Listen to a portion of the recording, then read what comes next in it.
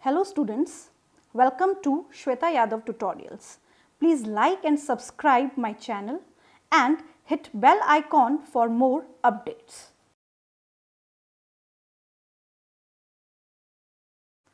In the last video, we have discussed about the seed germination and the factors affecting seed germination. In this video, we will discuss about the asexual reproduction or apomixis. And this video is the last topic of this chapter. We are discussing sexual reproduction in flowering plants of class 12th. So here the topic is apomixis. Apo का मतलब होता है without. Mixes, mix होना, mix नहीं होना, कुछ भी हम कह सकते हैं. अब ये जो विदाउट वर्ड है ये क्यों आया है, ये जैसे जैसे हम आगे पढ़ेंगे हमें क्लियर हो जाएगा. सो एपोमिक्सिस सबसे पहले क्या है? It is a asexual reproduction. It is a kind of asexual reproduction, special type of asexual reproduction. और अगर हम देखें एसेक्सुअल रिप्रोडक्शन के बारे में कुछ खास बात देखें तो हम क्या कह सकते हैं? एसेक्सुअल रिप्रोडक्शन वो रिप्रोडक्शन है जहां पे गैमेट फॉर्मेशन नहीं होता है, गैमेट का फ्यूजन नहीं होता है. जो भी डॉटर सेल्स बनती हैं या प्रोजेनी बनती है या नया ऑर्गेनिज्म होता है वो अपने पेरेंट का क्लोन कॉपी होता है, आइडेंटिकल होता है, सिमिलर होता है. सेम चीज यहां अप्लाई होगी. So here apomixis is a special type of asexual reproduction जो कि नकल करता है sexual reproduction की. It mimics the sexual reproduction. Apomixis leads to the formation of seed. ये बहुत important line है. Seed तो बनता है but fertilization नहीं होता.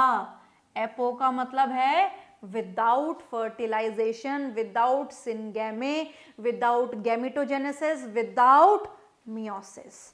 तो कुछ important चीजें जब हम प्लांट में रिप्रोडक्शन की बात करेंगे, एपोमिक्सिस की बात करेंगे तो हम वहाँ ये बोलेंगे कि सीड बन रहा है बट ना तो गैमेटोजेनेसिस हो रहा है ना मियोसिस हो रहा है, क्योंकि मियोसिस से तो गैमेटोजेनेसिस होता है. अगर हम किसी भी सेल को बोल रहे हैं कि ये जो सेल है ये रिप्रोडक्टिव सेल है, तो वो सेल रिप्रोडक्टिव सेल कैसे बनी? आफ्टर मियोसिस बनेगी. अगर वो सेल मियोटिक सेल नहीं है तो वो रिप्रोडक्टिव नहीं कहलाएगी. ये बात हमेशा ध्यान रखना. अगर कोई सेल मियोटिक सेल नहीं है so we can not call that cell as a reproductive cell. Keep it in mind. So here there is no gametogenesis, there is no gamete formation, there is no meiosis, there is no fertilization. Still seed is formed. That is asexual reproduction, apomixis. इसी को ही apomixis बोला जाएगा. ये commonly देखा जाता है Asteraceae and पोएसिया. तो Asteraceae में commonly देखा गया है. Apomictic seeds are genetically identical to the parent, genetically identical, genetically similar, जिसको remit भी बोला जाता है कि बिल्कुल similar होते हैं ये.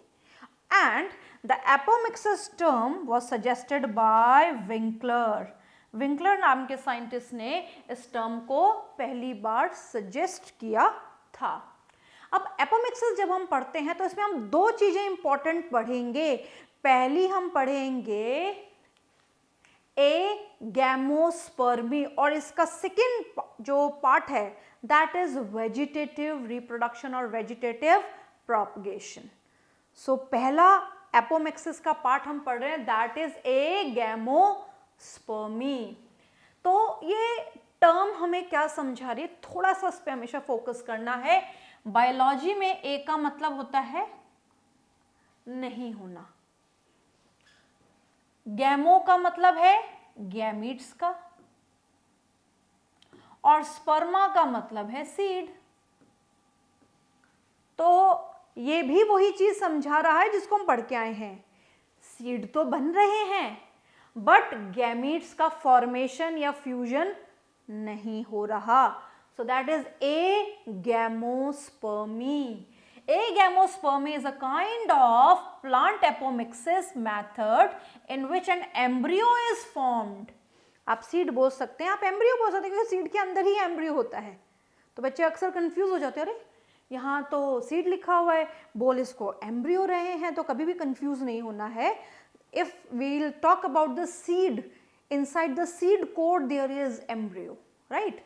So the seed is formed without meiotic gametogenesis, मतलब gametogenesis नहीं हो रहा है, फर्टिलाइजेशन भी नहीं हो रहा है। ये फर्न्स में और फ्लावरिंग प्लांट्स में देखा जाता है, और जो प्लांट इस कैटेगरी से बिलोंग करते हैं वो एम्ब्रियो फॉर्मेशन तो करते हैं, बट फर्टिलाइजेशन या सिनगैमी या मियोसिस शो नहीं करते। तो एक ही बात है कि ना तो गैमिट बन रहे हैं, ना मियोसिस हो रहा है, ना फर्टिलाइजेशन हो रहा है, बट बीज बन रहा है, एम्ब्रियो बन रहा है, ये बात ध्यान रखनी है। इसका जो पहला पार्ट है that is diplospory. The diplospory, the embryo sac is derived from megaspore mother cell. Embryo sac किससे बना? मेगास्पोर मदर सेल से बना। नॉर्मली प्लांट्स में क्या होता है, क्या पढ़ा है हमने रिप्रोडक्शन में, कि जो मेगास्पोर मदर सेल है वो मेगास्पोर मदर सेल क्या बनाएगी? सबसे पहले मेगास्पोर आफ्टर मियोसिस। मेगास्पोर के बनने के बाद जो एक फंक्शनल मेगास्पोर बच जाता है, 3 तो नॉन फंक्शनल हो जाते हैं, डिजेनरेट हो जाते हैं, बचा एक, तो वो एक फंक्शनल मेगास्पोर एम्ब्रियो सैक का फॉर्मेशन करता है, एम्ब्रियो सैक बन जाता है। उसमें 8 सेल्ड कंडीशन शुरुआत में बनती है, फिर 7 सेल्ड और 8 न्यूक्लिएटेड कंडीशन रह जाती है। तो उसी चीज को हम यहाँ डिस्कस कर सकते हैं। बट ये टर्म क्या कह रही है कि मेगास्पोर मदर सेल से क्या बना? Embryo sac. The megaspore mother cell से क्या बना? Embryo sac. Embryo sac is derived from the megaspore mother cell। कैसे बना? माइटोटिक डिवीजन से या interrupting meiosis.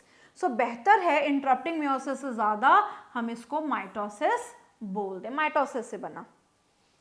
Diploid embryo is formed from diploid egg. Diploid embryo sac, ये जो embryo sac है इसमें जो एग सेल है उसको मान लिया है डिप्लॉयड। ये एग सेल है तो इस एग सेल को माना है डिप्लॉयड, और इसी एग सेल से बन गया है एम्ब्रियो। तो बनने वाला भी डिप्लॉयड, जो बना रहा है वो भी डिप्लॉयड और जो बन रहा है वो भी डिप्लॉयड। ये किस में देखा जाता है? पार्थिनियम एस्टेरेसी में ये कॉमनली देखा जाता है। एगैमोस्पर्मी का जो नेक्स्ट पार्ट है that is adventive embryony. Adventive embryony states that it is a type of apomixis or sporophytic apomixis where embryos are produced. एक से ज्यादा एम्ब्रियो भी बन सकते हैं। Embryos are produced directly from nucellus or integument of the ovule. अब यहाँ पे क्या बोला जा रहा है? ये एम्ब्रियो सैक है, ये इन्वॉल्व नहीं हो रहा है। एम्ब्रियो सैक जो है उसके बाहर का पार्ट हम पढ़ते हैं न्यूसेलस, और यहाँ पे है integuments. So integuments and nucellus, ये वाला जो पार्ट है इसको एक बार दोबारा से बनाते हैं जिससे आपको क्लियर हो जाए।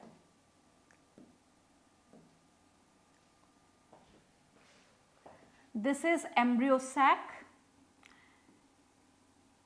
ये है इंटेग्यूमेंट्स,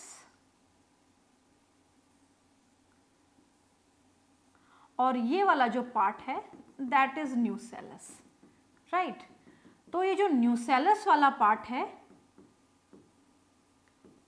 या फिर हम ये कह सकते हैं ये जो इंटेग्यूमेंट वाला पार्ट है, ये दोनों भी पार्टिसिपेट कर सकते हैं एम्ब्रियोज को बनाने में।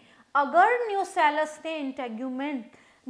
या इंटेग्यूमेंट ने एम्ब्रियो का फॉर्मेशन किया तो ऐसे कौन से एग्जाम्पल हो सकते हैं? जब हम न्यूसेलस से बोल रहे हैं कि एम्ब्रियो का फॉर्मेशन हो रहा है तो ऐसा हो सकता है सिट्रस, या फिर हो सकता है मैंगो में, ओपनिया में, कैक्टस में भी ऐसा देखा जा सकता है। और अगर इंटेग्यूमेंट से एम्ब्रियो का फॉर्मेशन हो रहा है तो इसका सबसे कॉमन एग्जाम्पल है अनियन। अगर हम बात करें स्पोरोफाइटिक बडिंग की, इसी में एक छोटी सी हेडिंग आती है स्पोरोफाइटिक बडिंग। स्पोरोफाइटिक बडिंग ये रिप्रेजेंट करती है कि अगर एम्ब्रियो बन रहा है तो एम्ब्रियो सेक्स से बाहर बनेगा। अब जब एम्ब्रियो सेक्स से बाहर बन रहा है एम्ब्रियो, तो फिर उसको एम्ब्रियो सैक में पुश किया जाएगा। एम्ब्रियो सैक में उस एम्ब्रियो को पुश किया जाएगा। तो यहाँ पे क्या देख रहे हैं कि एम्ब्रियो सेक्स से बाहर ही एम्ब्रियो का फॉर्मेशन हो रहा है, या तो इंटेग्यूमेंट से हो रहा है या फिर हो रहा है न्यूसेलस से। तो इस टाइप के एम्ब्रियो फॉर्मेशन को हम बोलेंगे adventive embryony. Next is apospory.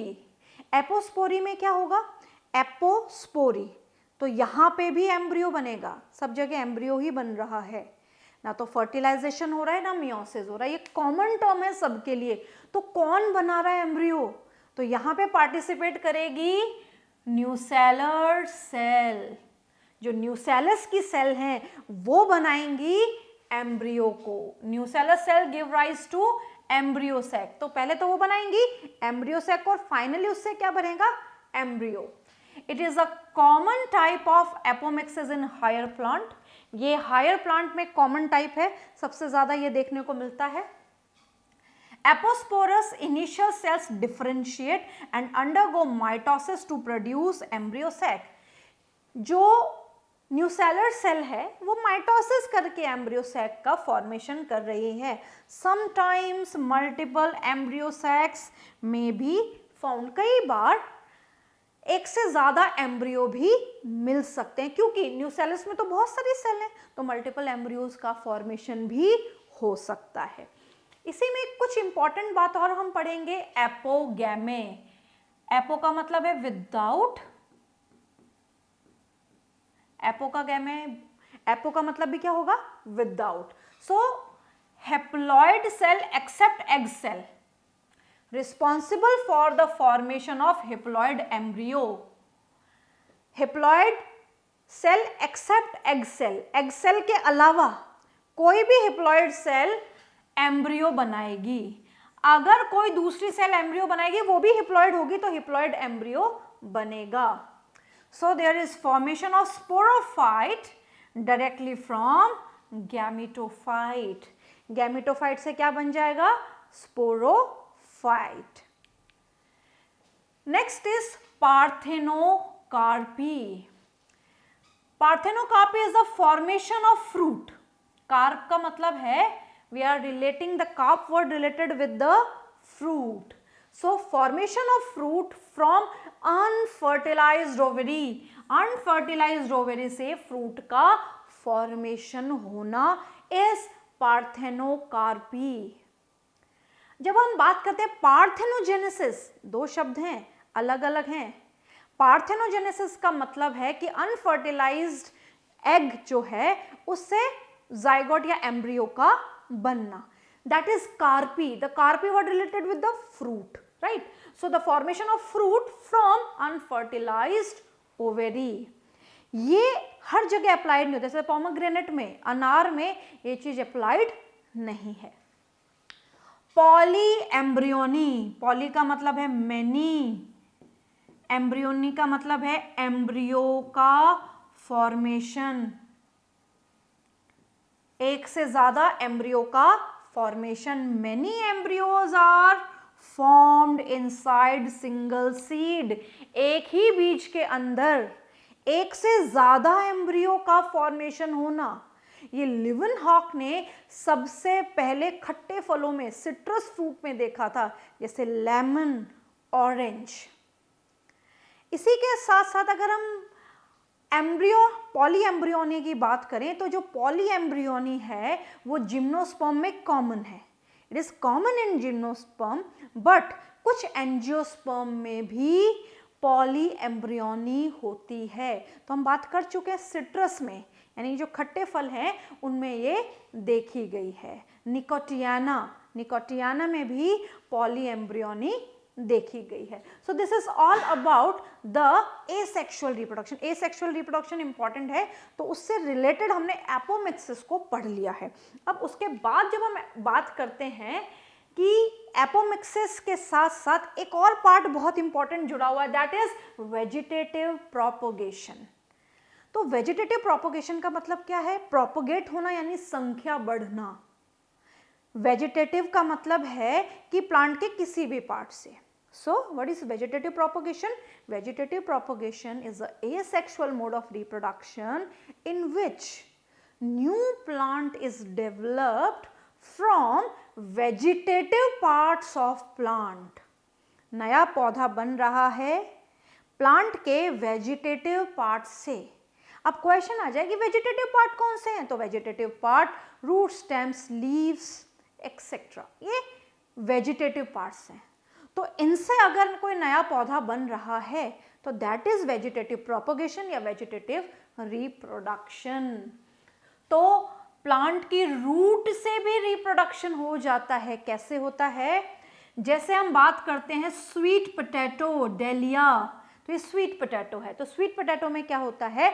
Adventitious roots develop हो जाती हैं, और ये जो एडवेंटिशियस रूट्स हैं ये अंडरग्राउंड फेवरेबल कंडीशन में न्यू प्लांट डेवलप कर देती हैं। सो बाय रूट से न्यू प्लांट डेवलप हो जाता है, बाय स्टेम्स, टहनी से भी नया प्लांट डेवलप हो जाता है। फेवरेबल कंडीशन में जो एरियल शूट्स होती हैं वो न्यू प्लांट डेवलप कर लेती हैं। सो इसमें कम पढ़ सकते हैं rhizomes, tuber, corms, bulb, runners, offset, stolons, suckers, phylloclade of Opuntia, ये सारे इसके एग्जाम्पल है। तो सिंपल सा कहने का मतलब है कि एरियल शूट से नया प्लांट डेवलप हो जाता है। एरियल शूट का मतलब है कि जो प्लांट में जो अंडरग्राउंड टहनी होगी, ये अंडरग्राउंड टहनी है, ये फेवरेबल कंडीशन में इस तरीके से डेवलप करेगी कि यहाँ से नया प्लांट डेवलप करती चलेगी, करती जाएगी। तो उसमें रनर्स बहुत कॉमन एग्जाम्पल है। तो हम ये देख सकते हैं कि यहाँ पे किस तरीके से नया प्लांट डेवलप हो जाता है। Although this is a topic of class 11th, ये 11th में पूरा आप डिटेल में पढ़ते हैं इन सारी चीज़ों को, बट यहाँ पे क्लास 12th में एक बहुत छोटा सा पार्ट एनसीईआरटी ने इसका दिया हुआ है। Vegetative propagation by leaves, Bryophyllum. Bryophyllum में हम क्या देखते हैं? ब्रायोफाइलम एंड केलेंचॉय में ब्रायोफाइलम की लीफ के मार्जिन पे एडवेंटिशियस बर्ड्स डेवलप हो जाती हैं, and these birds detach from the parent. ये बर्ड्स अलग हो जाती हैं जैसे जैसे मेच्योर होती हैं, और जहाँ पे गिरेंगी वहाँ पे एक नया प्लांट डेवलप करेंगी। तो यहाँ पे ब्रायोफाइलम एक कॉमन एग्जाम्पल है। बाय फ्लैशी बल्ब्स, कभी कभी फ्लैशी बल्ब से भी वेजिटेटिवली नया प्लांट डेवलप हो जाता है, दैट इज बल्बिस। सो एनसीईआरटी के अकॉर्डिंग ये फिगर इंपॉर्टेंट है। एनसीईआरटी ने ये वाला फिगर दिया हुआ है, दैट इज एगवे। ये एगवे का जो प्रोपोगेशन है वो किस तरीके से हो रहा है, तो ये फिगर हमें ध्यान रखना है। Next is by cutting. Vegetative propagation ना दो टाइप का होता है। जो अभी हमने पढ़ा है that is natural vegetative propagation, हमारा कोई इन्वॉल्वमेंट नहीं है, प्लांट ने अपने पार्ट से नया प्लांट डेवलप कर लिया। There is no human involvement in the natural vegetative propagation, but when we are talking about the artificial vegetative propagation there is human involvement, हमारा इन्वॉल्वमेंट उसमें हो जाता है। तो उसमें सबसे पहले हम बात करेंगे कटिंग की। आर्टिफिशियल वेजिटेटिव प्रोपोगेशन है कटिंग की। तो फेवरेबल सीजन्स, फेवरेबल जो सीजन है दैट इज रेनी सीजन। तो रेनी सीजन में क्या देखा जाता है? जैसे गुलाब है तो गुलाब की हम टहनी स्लैंट कट कर देते हैं, तिरछा काट देते हैं, तिरछा काट के उसको आधी टहनी को जमीन में लगा देते हैं। मान लीजिए ये रोज की स्टेम है, इसको हमने तिरछा काटा और जमीन में लगा दिया। अब कई बार क्वेश्चन आ जाता है कि हम उसको स्लैंट कट क्यों करते हैं? स्लैंट कट इसलिए करते हैं कि more will be the surface area, more will be the absorption and there is good propagation, timely propagation, तो इसीलिए स्लैंट कट किया जाता है। तो ये शुगर केन, रोज, कैक्टस में ये देखा जाता है। Grafting, grafting is a kind of artificial vegetative propagation जो वैरायटी इंप्रूवमेंट करने के लिए किया जाता है। अगर हमें किसी फ्रूट की वैरायटी इंप्रूव करनी है तो ग्राफ्टिंग हम यूज़ करेंगे। ये ज़्यादातर किया जाता है, जैसे सिट्रस फ्रूट है, खट्टे फल जितने भी होते हैं, ऑरेंज, नींबू, सब में ये किया जा सकता है। मैंगो, एप्पल, मलबरी, रसबरी, सब में ये मेथड अप्लाई किया जाता है। बट एक बात ध्यान रखनी है, केवल डाइकॉट में किया जाएगा, मोनोकॉट में नहीं कर सकते। मोनोकॉट की तो स्टेम भी इतनी हार्ड नहीं होती, तो उस पर दूसरी स्टेम लगाएंगे कैसे? There is need of the support, support की नीड होती है, तो डाइकॉट के पास, ये मोनोकॉट के पास सपोर्ट नहीं है। इसके लिए फेवरेबल सीजन होता है स्प्रिंग सीजन। मैंगो रोज में भी किया जा सकता है। अब करते क्या है, हम ये करते हैं कि दो क्लोजली रिलेटेड वैरायटी को ले लेते हैं। एक प्लांट जमीन में लगा हुआ है, एक प्लांट जिसको हमें ग्राफ्ट करना है ऊपर। तो यहां पे अगर हम देखें, जो प्लांट सॉइल में है, रूटेड प्लांट है, the rooted plant is known as stock, STOCK, और जो उस पर लगाया जाएगा दैट इज स्काइन।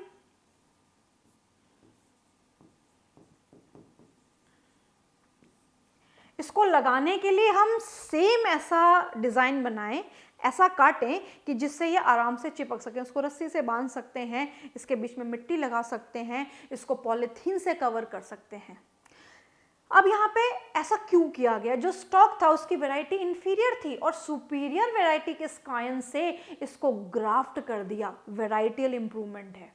सो यहाँ पे भी हम देख सकते हैं कि यहाँ पे ये कॉम्प्लीमेंट्री ग्रूव्स बनाए गए हैं और स्काइन और स्टॉक को लगा दिया है। स्काइन फिटेड ओवर स्टॉक, स्टॉक के ऊपर स्काइन को फिट कर दिया गया है। अब ये जो डेवलप होगा तो यहाँ पे इसमें स्काइन की ही ज्यादा कैरेक्टर्स होंगे, तो वैरायटी इंप्रूव हो गई। अब कुछ special point, highest amount of fat is found in endosperm of coconut. जब हम नारियल खाते हैं तो उसका जो एंडोस्पर्म है, हमने पढ़ा भी है, फ्री न्यूक्लियर एंडोस्पर्म सबसे ज्यादा न्यूट्रिटिव होता है। 125 meiotic divisions are required to form 100 seed of wheat. 125 meiotic division की जरूरत होती है 100 seeds बनाने के लिए wheat के। 2 generation and 3 genotypes are present in angiospermic seed. Angiospermic seed में 2 तो जनरेशन होगी, एक मेल जनरेशन, एक फीमेल जनरेशन, राइट, और 3 टाइप के जीनोटाइप होंगे। What is genotype? Genotype is the genetic constitution, किसी का genetic makeup, that is genotype. वो जेनेटिकली कैसे बना हुआ है। लार्जेस्ट एंड हैवीएस्ट सीड जो है that is Lodoicea maldivica, that is important. ये इंपॉर्टेंट है, ये बात ध्यान रखनी है, इंपॉर्टेंट।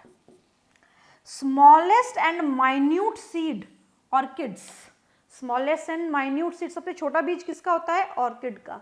हैवीएस्ट सीड लोडेसिया मेल्डिविका, मेल्डिविका का है। सीड्स विदाउट कोटाइलिडन, बिना कोटाइलिडन के सीड चंदन में होता है, कैक्टस में होता है, कोटाइलिडन नहीं होती है।